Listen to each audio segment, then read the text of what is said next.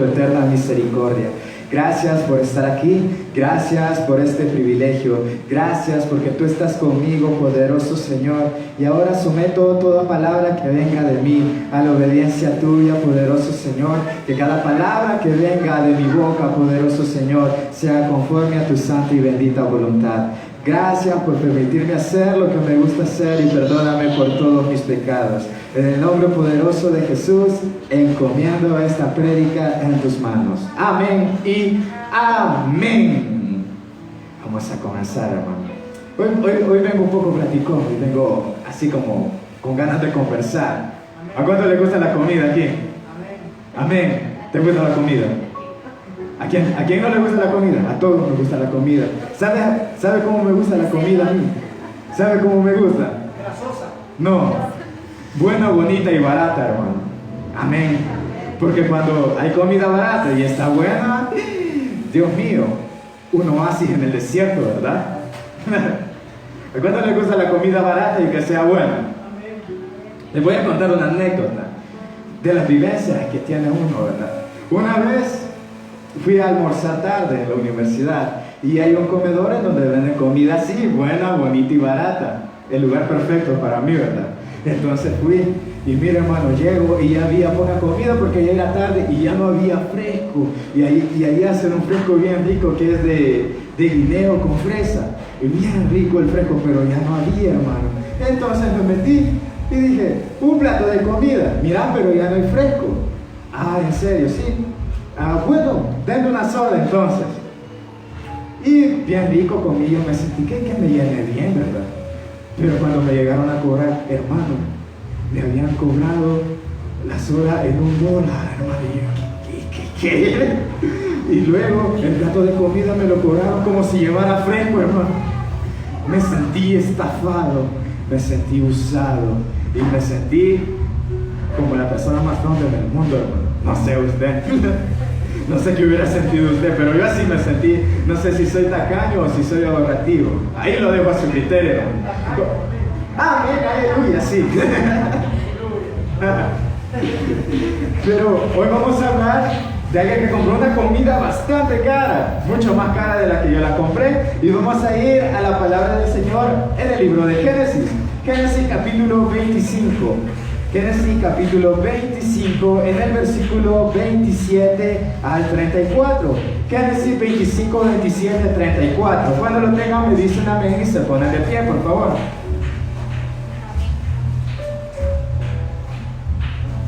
¿Ya lo tienen?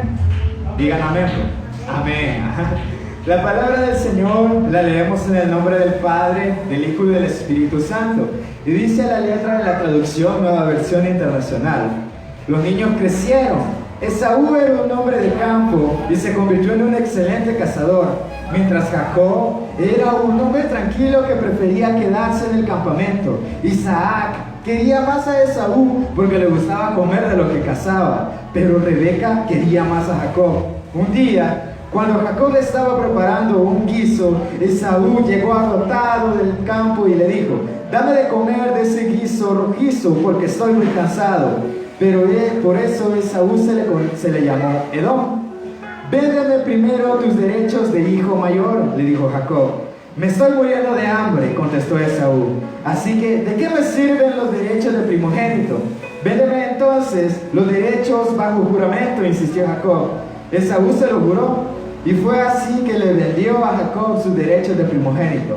Jacob, por su parte, le dio a Esaú un pan y un guiso de lentejas. Luego de comer y beber, Esaú se levantó y se fue. De esta manera menospreció sus derechos de hijo mayor. Amén. Tome asiento, hermano. El mensaje de hoy se llama un guiso muy caro. Diga conmigo, un guiso muy caro.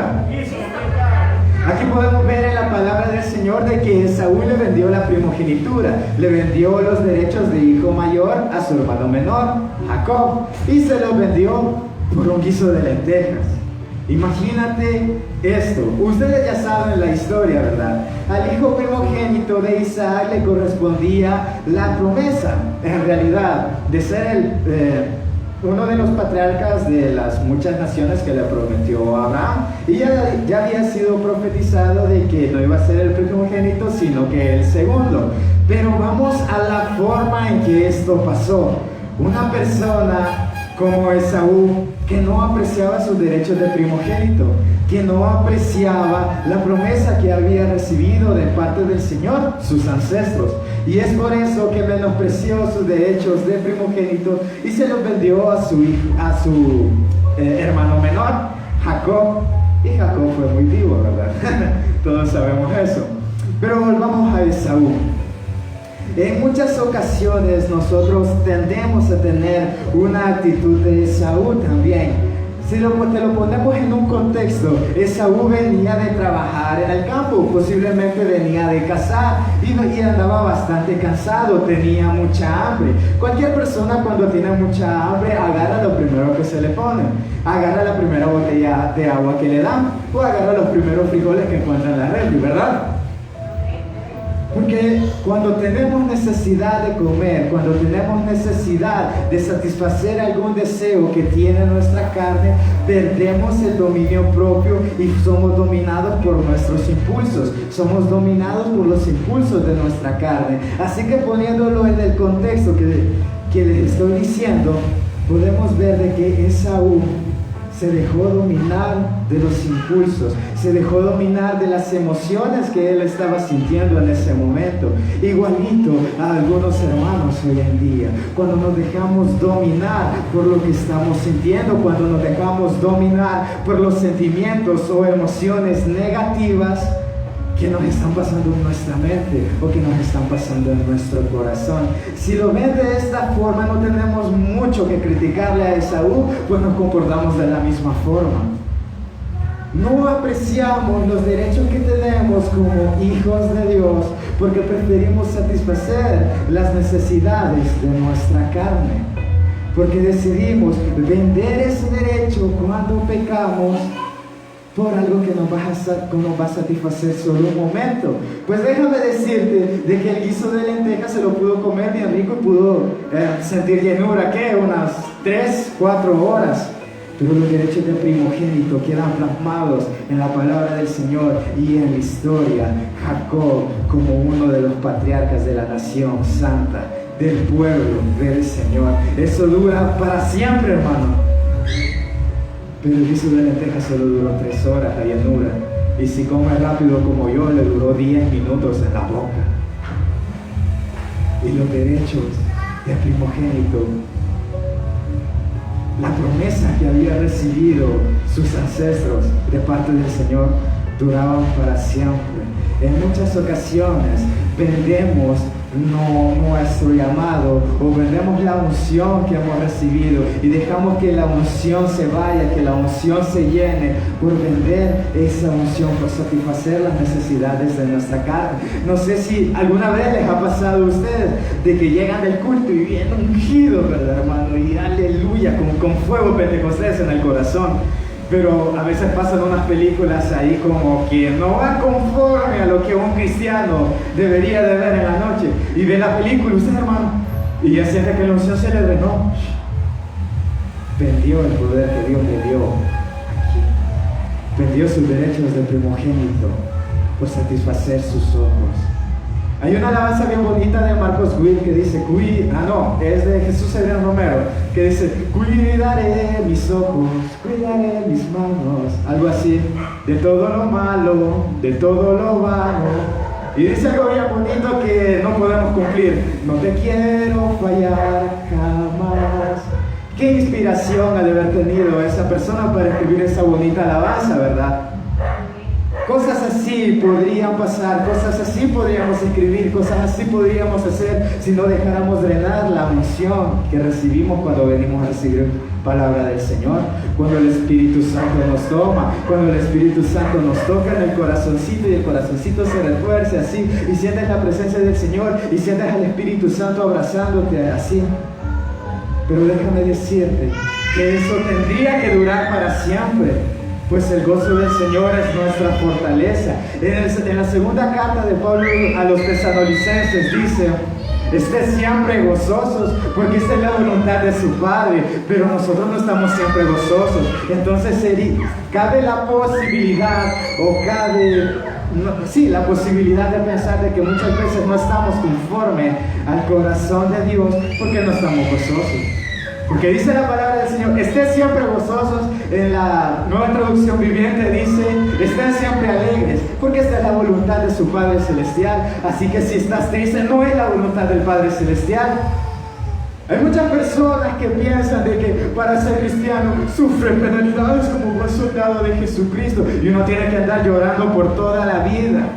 Pero no, la Biblia no nos enseña eso. La Biblia nos enseña estar siempre gozosos. Jesús dijo, en el mundo sufrirá la aflicciones, pero confíen, yo he vencido al mundo. También nos promete la paz que sobrepasa todo entendimiento. Un montón de promesas en la palabra del Señor.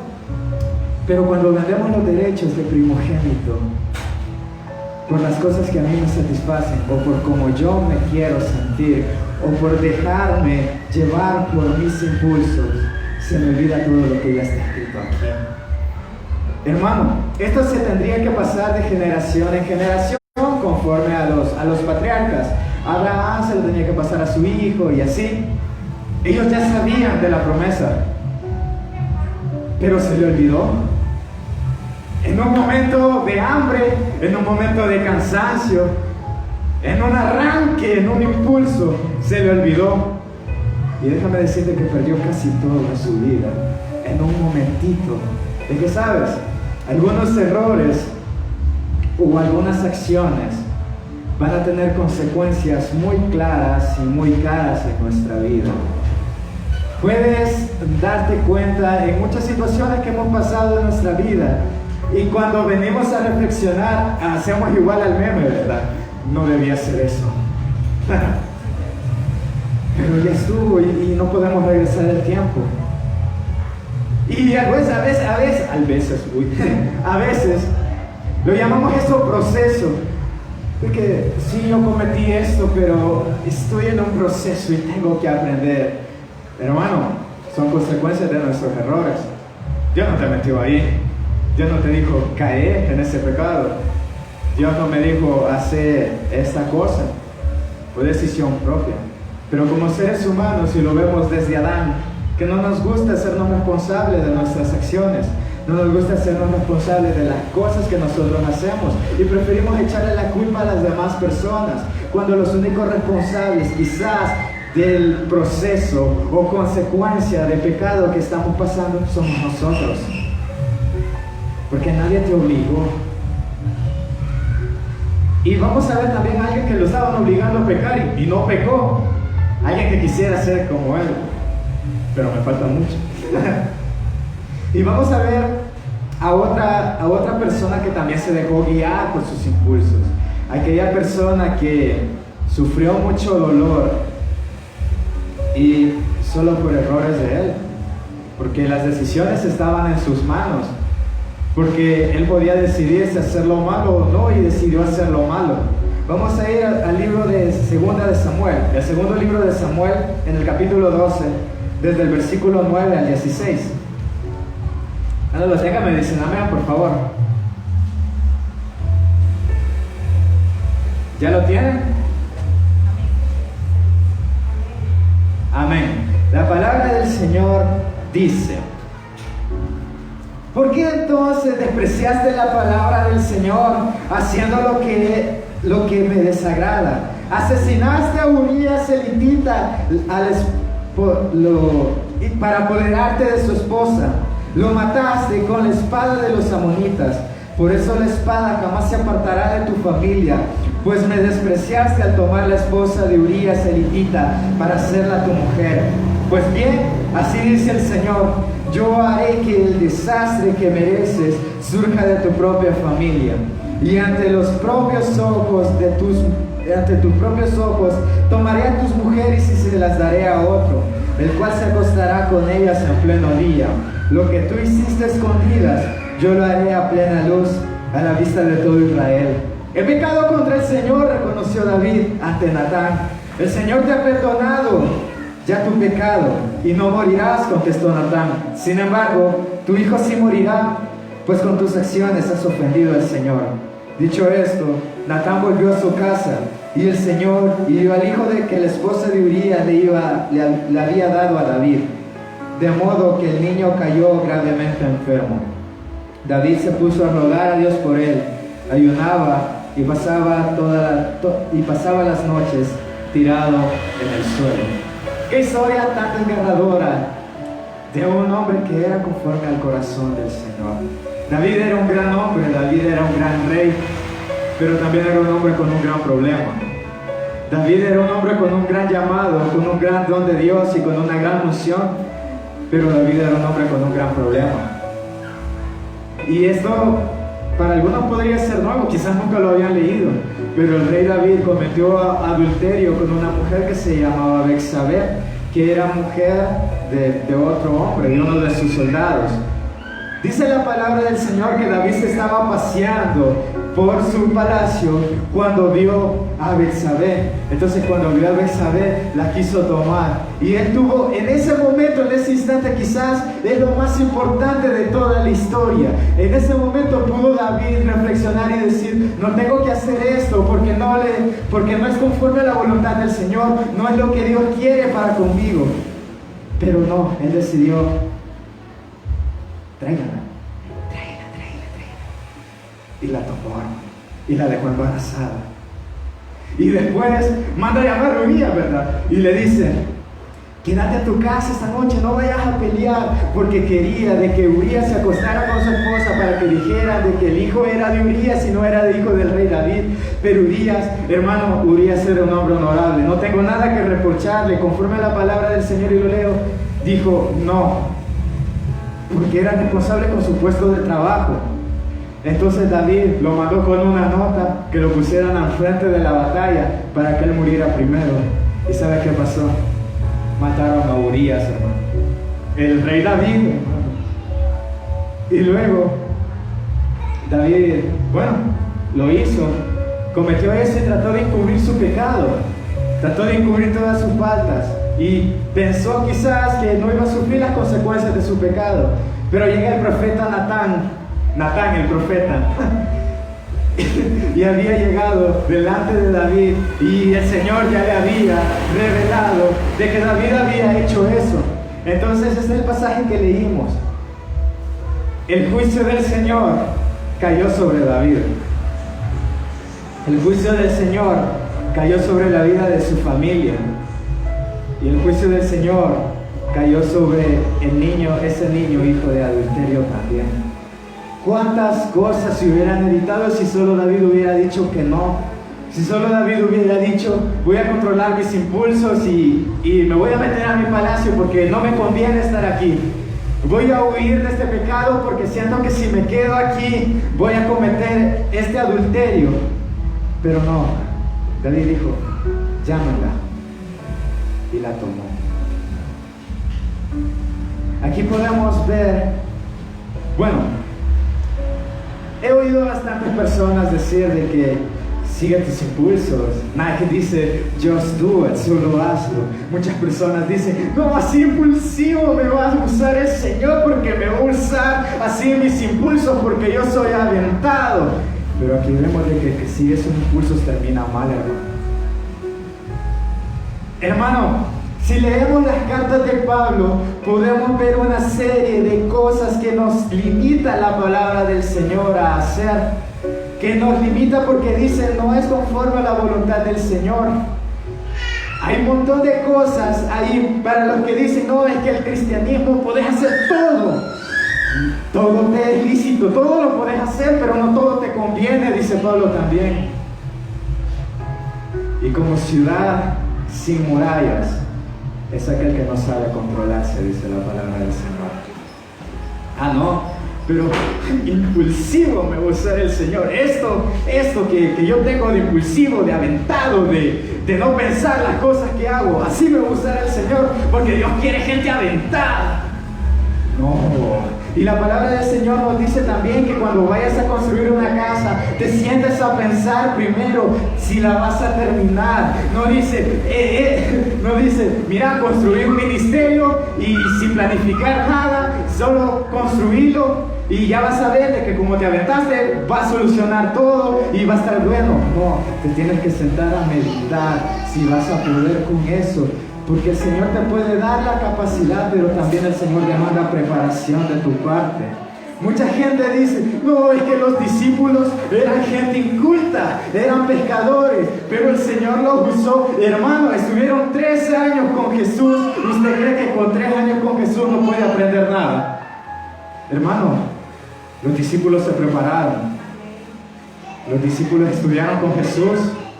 Los discípulos se sentaban a escuchar lo que decía el maestro y aprendían y se quedaban maravillados. Primero se sentaron a meditar antes de construir su ministerio. Y no dijeron, yo me voy a aventar. No. Pensar primero. Pensar primero. En el libro de los Proverbios podemos ver el contraste entre un necio y un sabio. Y la mayoría de veces dice de que el necio no se controla.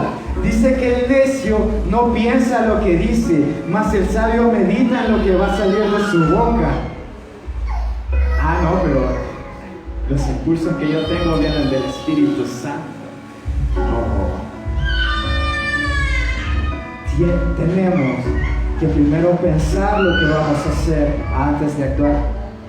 Hermano, ¿usted piensa que David pensó en el amor que sentía por el Señor al acostarse con Betsabé?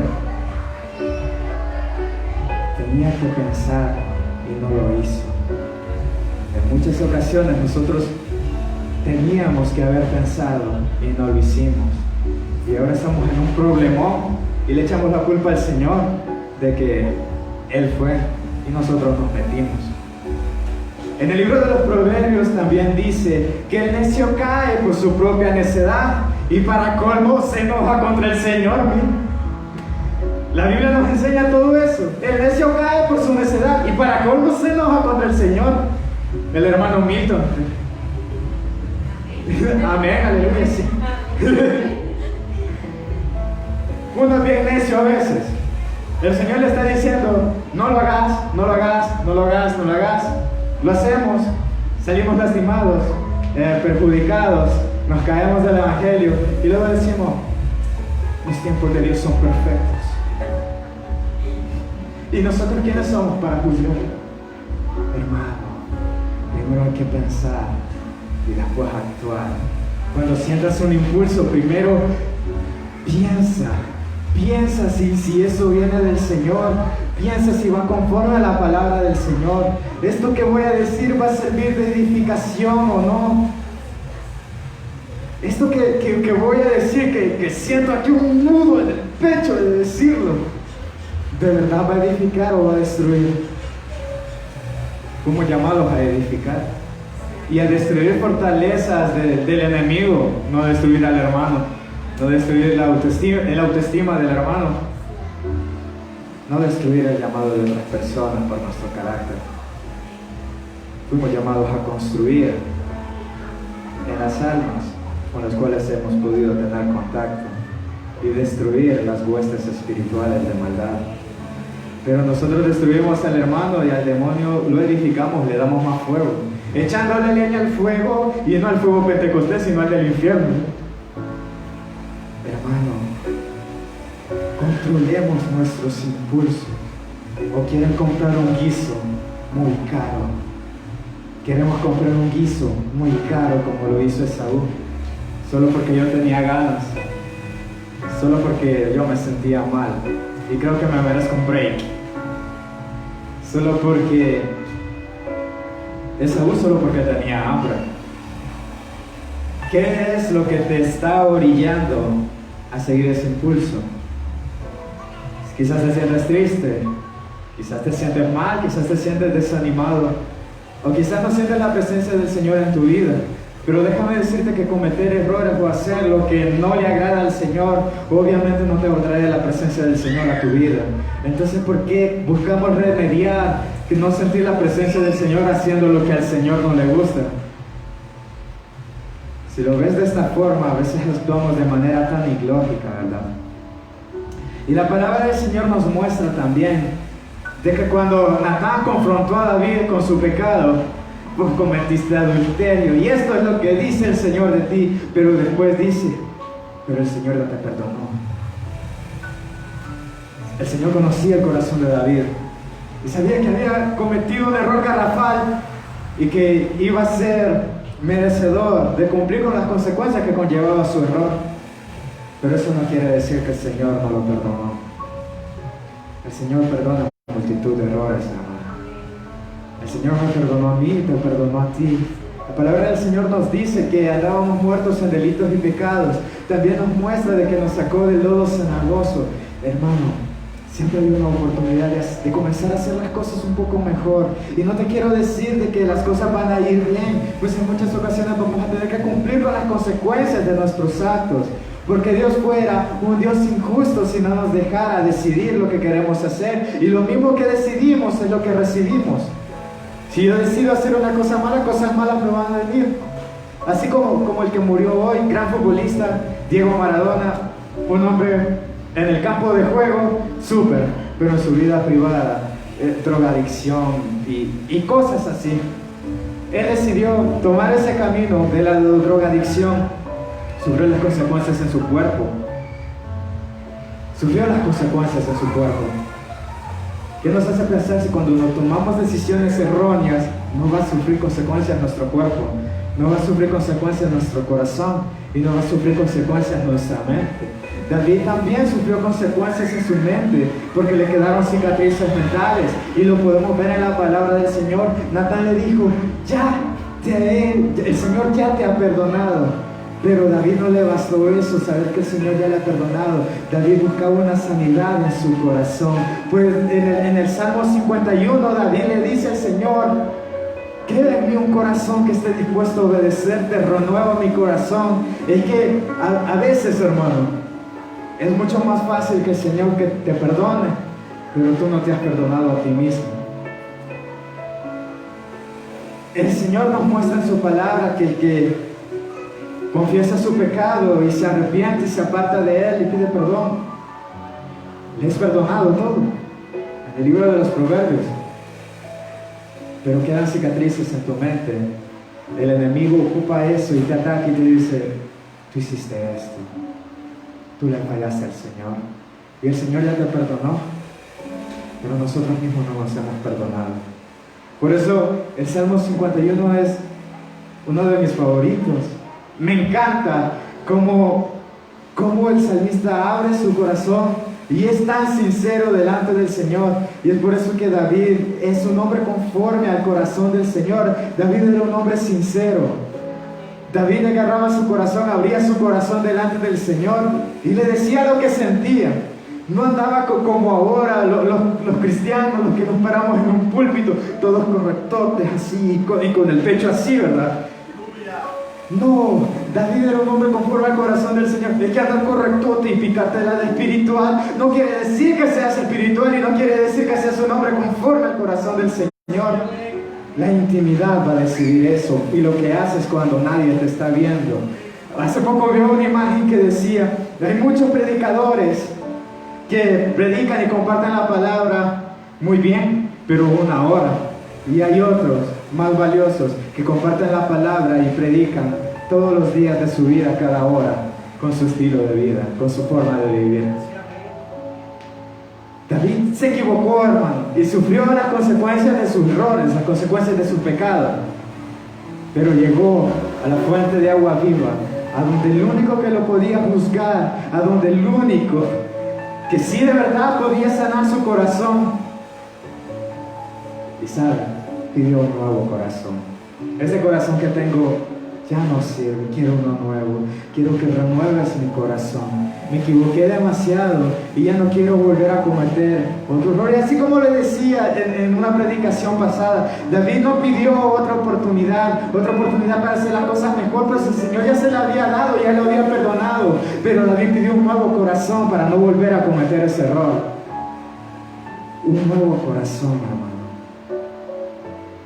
Dejemos que el Señor renueve nuestro corazón.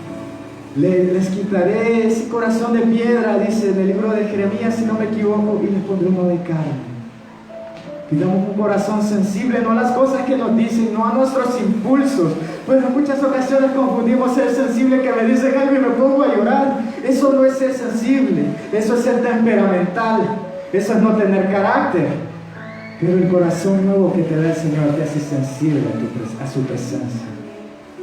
Te hace sensible a su presencia. En la psicología podemos ver la diferencia entre temperamento y personalidad y carácter.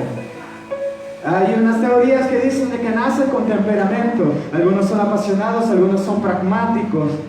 Y bueno, los apasionados son las personas que se dejan llevar mucho por sus emociones.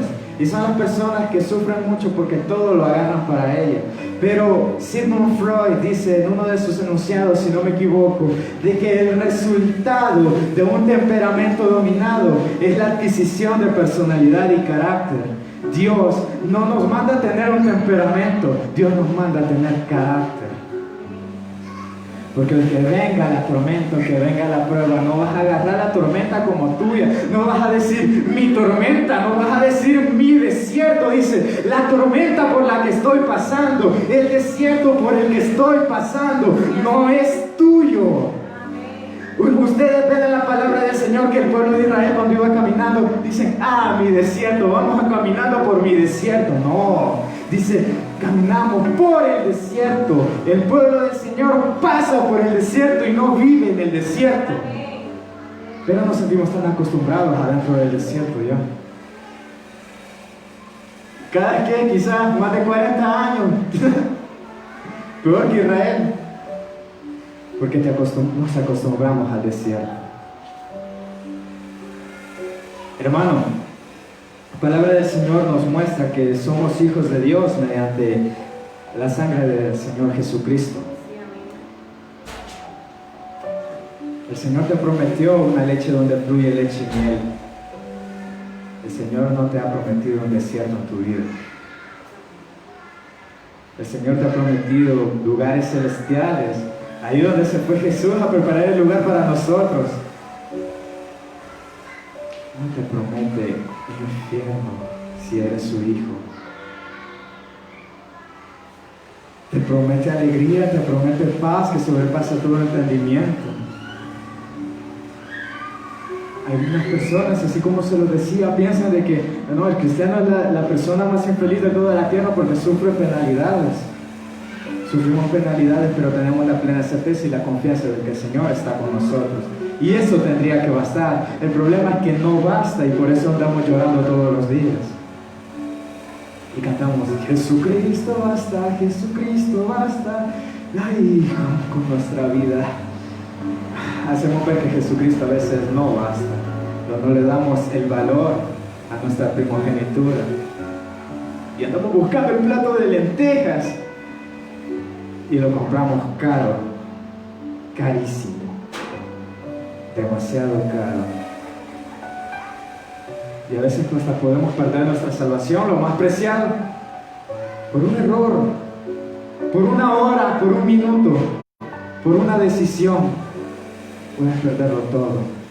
Por un impulso, puedes perderlo todo. Aún así seguimos pensando que hay que ser impulsivo. Hay que aventarse. Tranquilo. Confía en el Señor y Él hará, dice la palabra del Señor. Confía en Él y Él hará. Encomienda a Jehová tu camino y Él concederá los deseos de tu corazón. Eso dice la palabra del Señor. No dice, aviéntate. Vamos a ir de una persona que se dominó y me encanta, yo quiero ser como él. Vamos a ir a Génesis 39, por favor.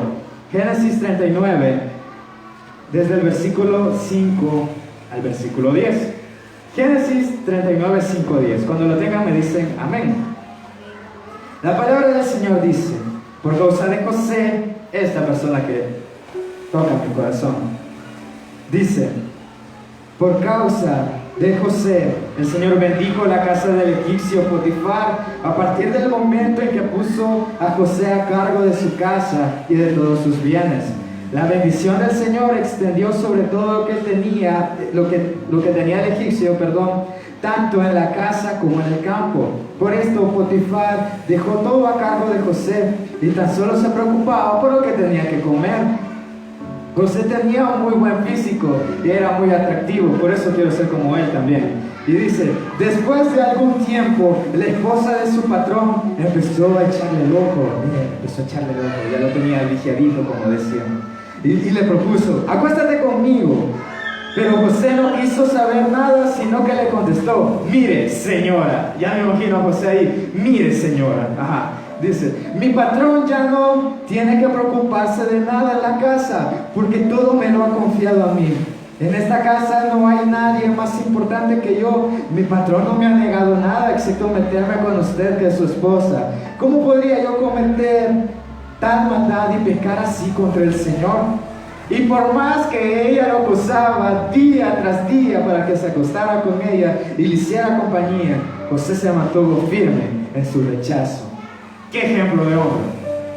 Un hombre íntegro, un hombre correcto, un hombre firme en sus decisiones, y donde dice no, es no, y cuando dice que sí, es sí, pero esta vez dijo no, no, no, y no lo puso solo una vez. Hermano, el pecado no va a llegar solo una vez a tocar tu puerta. Pues es una lucha constante, a veces, muchas veces al día, a veces una vez al día, a veces una semana, pues todo puede pasar, a veces un mes luchando con el pecado.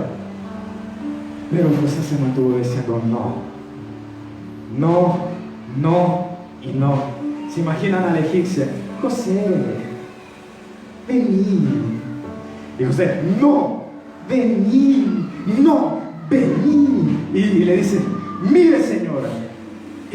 Y le declaró lo que tenía en su corazón, lo que el Señor le había sentido en su corazón. Todas se pueden reír, ¿verdad? Vení. Uy, se me cayó la toalla. Así, ¿verdad? Y José para otro lado dice, no. Dice la palabra del Señor que lo acosaba. Hermano, ella era la esposa de un oficial egipcio. Y los egipcios tenían unos estándares de belleza muchísimo más altos que lo que tenemos ahora, o lo que tenían otras culturas. Quiere decir de que esta persona, esta mujer era sumamente bella, era una egipcia. Hermano, muchas veces el enemigo no va a llegar con cara desfigurada, no va a llegar con pies de caballo y con cachos. No va a llegar horrible, va a llegar con algo que te guste, porque sabe que ahí sí vas a caer. Va a llegar con algo que te agrade a tu vista y que agrade a los deseos de tu carne. Pues porque si el diablo se representara así todo desfigurado, todo malo, todo horrible, ¿usted cree que no me le corro? Pero si no se representa bonito, no. Hagamos como José, no. Diga conmigo, no, no. José dijo que no, hermano. Eso es lo que nos cuesta muchas veces.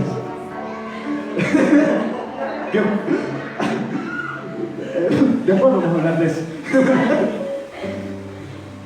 Hermano, José era un hombre firme en sus decisiones y dispuesto a que se enojara quien se enojara, pero él iba a agradar a su Señor. Él iba a agradar al Señor. Él iba a decir no al pecado siempre, porque él buscaba agradar a su Señor, porque él era un hombre íntegro, intachable. Era un hombre que quería hacer la voluntad del Señor. Por eso decía que no. Y sufrió las consecuencias. La mujer se enojó y le levantó falso. Ya después, si usted quiere, lo puede leer. Pero él dijo que no, porque yo tengo un trato con el Señor. Porque usted y yo tenemos un trato con el Señor. Por eso tenemos que decir no. Y aunque se moleste quien se moleste, diga no. Cualquiera se puede molestar. Mira, vamos ahí. Mira, vamos allá. No vayas al culto, vos solo en el culto pasar. Vamos a comer pupusas, vos. Vamos. Y decís no. Ay, no, se hizo cristiano. Hoy ya no va a salir con nosotros. Excluyámoslo. Y te pueden decir vení. Y usted diga no. Porque yo quiero hacer la voluntad del Señor. Y la voluntad del Señor es buena, agradable y perfecta, nos dice. Vas a disfrutar más haciendo la voluntad del Señor que haciendo tu voluntad. Pues engañoso es el corazón, dice la palabra del Señor también. No vendas tu primogenitura por algo tan barato y que le damos tanto valor. Por algo que simplemente no vale nada comparado a lo que vale el gozo de nuestra salvación y nuestro llamado. Quiero cerrar con este proverbio que me encanta. En realidad vamos a ir a Proverbios 25-28.